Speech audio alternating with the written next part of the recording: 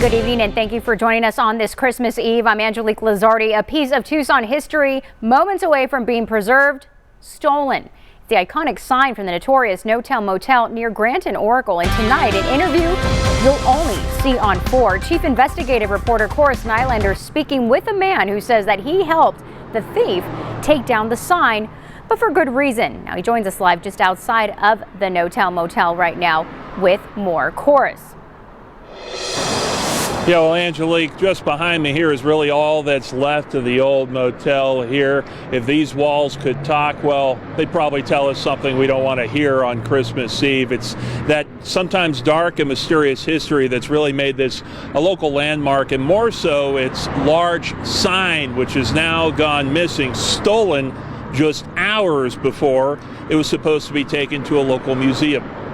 This is a sign, but of course, we don't have the faces. These are the only known pieces left of Tucson's iconic No-Tel Motel sign. Jude Cook's life's work is building, restoring, and preserving signs. He owns Ignite Sign Art Museum. The sign went up in 1970, so it's been here for 54 years. The old motel is being transformed. The future of the sign was grim, so the city agreed to let him take it. As he showed up Saturday, he received shocking news.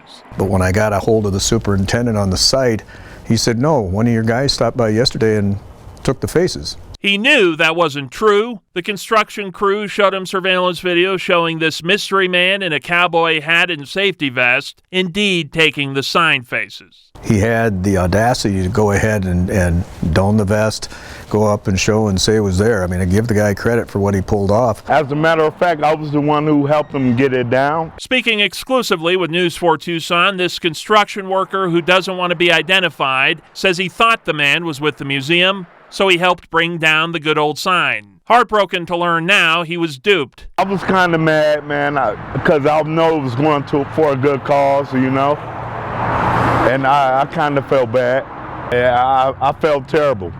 Being a native Tucsonan, it's really strange to go drive by and not be able to see it. You know, that's sad for the community. That's sad for the residents that have lived here for many years. For Cook, he doesn't understand who would do this and why. It makes me a little suspicious that somebody would show up the day before we were scheduled to take it down, but we hadn't shared that we were taking it down. And Cook has filed the police report, but he tells me he really doesn't want things to have to go that far. He doesn't want this to have to be an issue within the criminal justice system. He hopes the man will simply do the right thing, return those sign faces.